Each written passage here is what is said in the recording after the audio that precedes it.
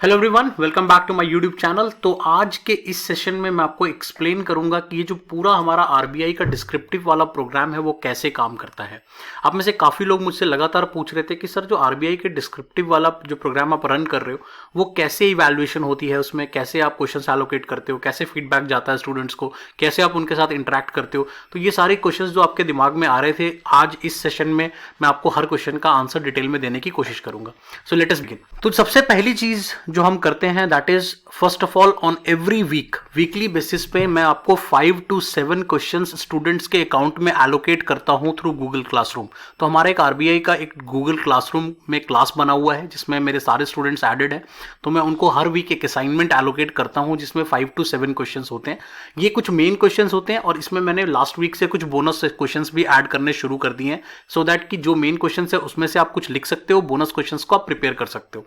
ठीक है, इसके बाद स्टूडेंट क्या करता है, अब ये जो क्वेश्चंस मैं बनाता हूं उन क्वेश्चंस को हम कुछ बेसिस पे बनाते हैं। फॉर एग्जांपल इसमें से कुछ क्वेश्चंस जो होते हैं वो मैनेजमेंट के स्टैटिक सेक्शन से होते हैं, कुछ क्वेश्चंस जो होते हैं वो फाइनेंस के स्टैटिक सेक्शन से होते हैं और कुछ क्वेश्चंस जो होते हैं वो फाइनेंस के डायनेमिक सेक्शन से होते हैं। फाइनेंस का डायनेमिक सेक्शन मतलब जो भी लेटेस्ट इवेंट्स हो रहे हैं, लेटेस्ट आरबीआई के ऊपर बैंकिंग में या कुछ भी फाइनेंशियल सेक्टर में जो हो रहा है उससे रिलेटेड हम क्वेश्चंस यहाँ पे फ्रेम करते हैं, क्योंकि उसमें फाइनेंस में डायनेमिक क्वेश्चंस आने के काफी हाई प्रोबेबिलिटी बन सकती है। के बाद स्टूडेंट का रोल शुरू हो जाता है। जब स्टूडेंट देखता है कि मैंने असाइनमेंट एलोकेट कर दिया है तो स्टूडेंट अपने आंसर्स को लिख सकता है, कोई भी 2 क्वेश्चन 3 क्वेश्चन जो उसको लगता है कि वो 2 या 3 क्वेश्चन उसमें से लिख सकता है based on his choice and then he can submit. वो सबमिट कर सकता है अपनी असाइनमेंट को through that Google classroom only, वहीं से वो सबमिट कर देता है। जब एक बार वो सबमिट कर देता है उसके बाद मेरा रोल शुरू होता है। उसके बाद मैं इवैल्यूएट करता हूं और उनको फीडबैक प्रोवाइड करता हूं इन डिटेल। तो पहले वीक में जब मैंने स्टार्ट किया था इस मॉडल को तब वहां पर मैं उनको कमेंट्स के थ्रू अपना फीडबैक दे रहा था, लेकिन इस वीक से लास्ट वीक से हमने एक नया इनोवेटिव मेथड निकाला है फॉर प्रोवाइडिंग फीडबैक, जो मुझे लगता है कि जितने भी मेरे स्टूडेंट्स हैं उन सभी लोगों ने उसको एडमायर किया और कहा कि yes this is a good way of providing feedback. और उसी का एक सैंपल मैं आज आपके साथ शेयर भी करूंगा और यहां पर मैं स्पेशल थैंक्स कहूंगा भावना का, because Bhavna is an aspirant जो हमारे प्रोग्राम में है और उसके मैंने उनको रिक्वेस्ट की कि क्या मैं आपका आंसर अपने यूट्यूब के सारे स्टूडेंट्स के साथ शेयर कर सकता हूं। तो उन्होंने कहा कि सर प्लीज आप शेयर करें, हो सकता है कि इसके थ्रू उनको भी फायदा मिले। तो ये जो अब मैं आपको सैंपल दिखाने जा रहा हूं ये भावना ने हमें लिखकर सबमिट किया था और मैंने उसको इवैल्यूएट करके उसको वापस भेजा है। ठीक है, इसके अलावा एक हमारा ऑफिशियल ग्रुप होता है ऑन व्हाट्सएप जहां पर मैं हमेशा अवेलेबल होता हूं सो दैट कि स्टूडेंट को कोई भी क्वेरी हो, कोई भी डाउट हो तो वो मुझे कभी भी कांटेक्ट कर सकता है। एक और चीज जो हम करते हैं दैट इज ऑन वीकेंड्स हम लाइव आता हूं मैं और आपके जो भी क्वेश्चंस को लिखने का तरीका है या कोई भी पर्सनल डाउट है तो हम उसको भी वहां पर लेने की कोशिश करते हैं। और अब मैं आपके साथ वो सैंपल शेयर करूंगा, तो just go through the sample. I hope कि आपको ये वाला तरीका पसंद आएगा जिस तरह से हम इसको इवैल्यूएट कर रहे हैं। अगर इसके बाद कोई भी सजेशन होगा तो प्लीज कमेंट सेक्शन में बताना, हम और भी प्रोग्राम को इंप्रूव करने की कोशिश करूंगा। Okay, let's begin with the sample now. Hello Bhavna, इस सेशन में मैं आपके जो आंसर आपने सबमिट किया है वीक 2 में तो उसको हम डिटेल में चेक करूंगा मैं, और साथ साथ मैं आपको फीडबैक भी बताता जाऊंगा मैं क्या सोचता हूं while checking and evaluating the answer, वो भी आपको शायद यहां पे क्लैरिटी मिल पाएगा। तो आपने जो क्वेश्चन अटेम्प्ट किया था that question was what is the rationale behind RBI initiative behind tokenization. Tokenization एक नया कंसेप्ट है जो आपने रिसेंटली आर्टिकल्स में पढ़ा होगा कि ये आ रहा है और एक टोकन बेस्ड सिस्टम लाने की तैयारी की जा रही है और काफी इंपॉर्टेंट टॉपिक लग रहा है from the perspective of RBI grade B. उसका रीजन क्या है, ये डायनेमिक का क्वेश्चन है तो डायनेमिक के पर्सपेक्टिव से काफी इंपॉर्टेंट बन जाता है। तो देखते हैं आपने कैसा अटेम्प्ट किया। आपने स्टार्ट किया India has an estimated of 98.5 crore. पहले तो एक चीज मैं यहां पे क्लैरिटी से आपको बताना चाहूंगा that never start your answer with any statistical data.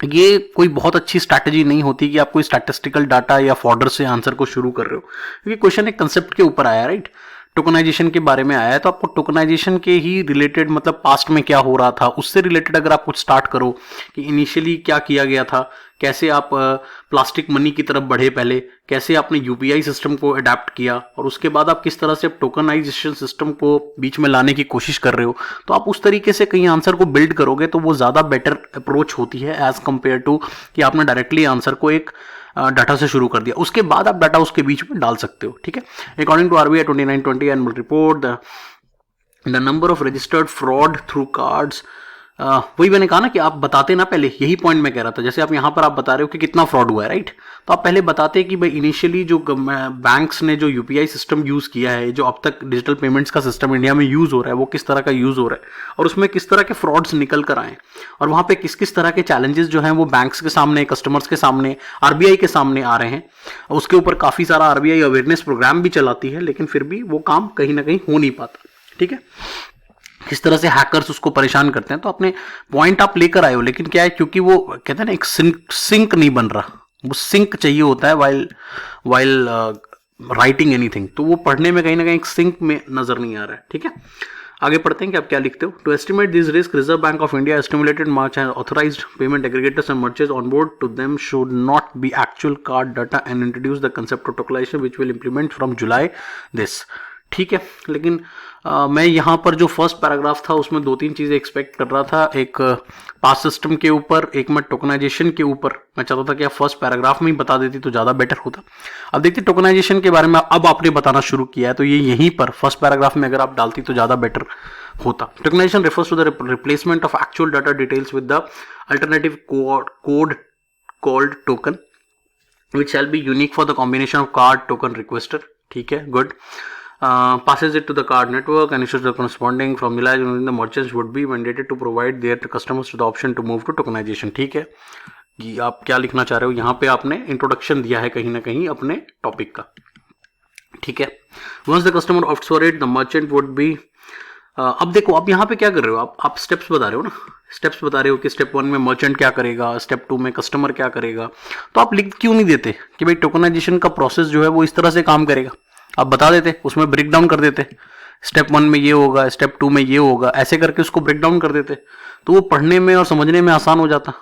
ठीक है, रीडेबिलिटी थोड़ी सी कम हो जाती और समझना और भी आसान हो जाता उसको। ठीक है, would be generated and send to, ठीक है, ओके, आगे बढ़ते। From the next time the customer would simply need to select the token and check out the system and the shopping multiple tokens can be issued the same card payment on different platform use tokenization. This means that even the website faces the data breach and tokens are required by the server, it will be required difficult to immerse reverse engineer an actual data card number. ठीक है, hence safeguarding the card information with the, ठीक है, और would also be able to send the payment links which would ask for the card holder to the card details, but instead of displaying the token issued, thereby preventing the keystroke logging of the hackers. Once the card issuer like the bank, ये पूरा आपने process बताया है। आप इस paragraph में कहीं ना कहीं आपने टोकनाइजेशन क्या होता है और उसका प्रोसेस कैसे काम करेगा आपने वो बताया है। क्वेश्चन में देखते हैं कि क्या ये पूछा गया था, what is the rationale behind, तो रैशनल आपने बस यहाँ पे बताया है थोड़ा सा, वो भी विथ डाटा, ये मालवेयर वाला पार्ट में और ये थोड़ा सा हैकर्स वाले पार्ट में।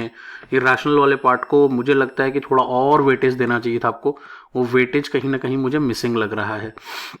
इम्प्लीमेंटेशन वाला पार्ट आपने काफी अच्छा एक्सप्लेन किया है, ऑल्दो अगर आप उसको प्रोसेस की तरह पूरा बताते तो और भी अच्छा लगता। व्हाट आर द चैलेंजेस, अब देखते हैं इसमें चैलेंजेस आपने क्या बताया। However there are few challenges that need to be addressed by the seamless transition of this. It requires major infrastructure issues by banks and merchants to accommodate the process. According to CII, online merchants can up to 20 to 40%, ठीक है, shut down their shops to have create tokens infrastructure under RBI. It may hit EMI that customers pay through the stored cards. Okay, very good, well and good points. उसके बाद merchant via banks use the card details to go further in the process. Through very few companies have started given the consent due to lack of proper awareness.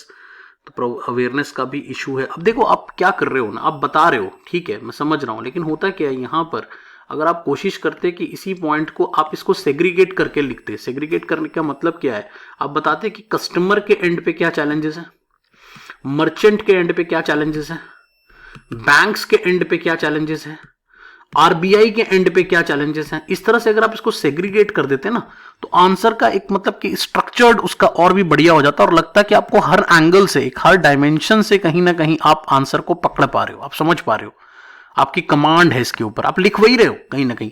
आपने बताया कि भाई awareness का issue है, तो awareness का issue कहीं ना कहीं on the behalf of customers है, ठीक है। मर्चेंट का इशू है कि भाई उनको इंफ्रास्ट्रक्चर का इशू पड़ जाएगा, तो इस कारण से ये सारे पॉइंट्स को अगर आप थोड़ा सा उसको एक कहते हैं ना पॉइंट के अंदर डाल देते तो थोड़ा सा और अच्छा लगता। कन्वर्टेबिलिटी, ठीक है, tokenization should be available to card holder, token processing time and scale up of the process, ठीक है, recurring payments. Thus, it would be requiring proper coordination between merchant and card issuers and comply with the RBI guidelines, integrate the education and this. थोड़ा सा conclusion है नहीं, conclusion होना चाहिए था. ये कंक्लूजन आप क्या कहते हो, आप कैसे देखते हो टोकनाइजेशन को आगे जाते हुए? क्या ये आपको फिजिबल आइडिया लग रहा है? क्या ये एक अच्छा आइडिया है? इसके ऊपर अगर आप थोड़ा सा लिख देते तो और थोड़ा बेटर होता. तो क्या पार्ट्स अच्छे लगे? प्रोसेस वाला पार्ट अच्छा लगा, चैलेंजेस भी ठीक लिखा है, बट अगर सेग्रीगेट करके लिखते तो और भी अच्छा लगता. इनिशियल जो है वो इंट्रोडक्शन मेरे को काफ़ी पुअर लगा, मुझे वो ये वाला पोर्शन इतना अच्छा नहीं लगा. इसको आप टोकनाइजेशन वाले प्रोसेस को ऊपर ले जा करके, टोकनाइजेशन क्या होता है उसको ऊपर ले जा करके थोड़ा पास्ट बताते, फिर डाटा डालते, तो वो काफ़ी अच्छा स्ट्रक्चर बन जाता. तो आई होप कि आपको ये सारा क्लियर हो गया हो कि इसमें क्या गलतियां हैं और उसको कैसे अच्छा बनाया जा सकता है.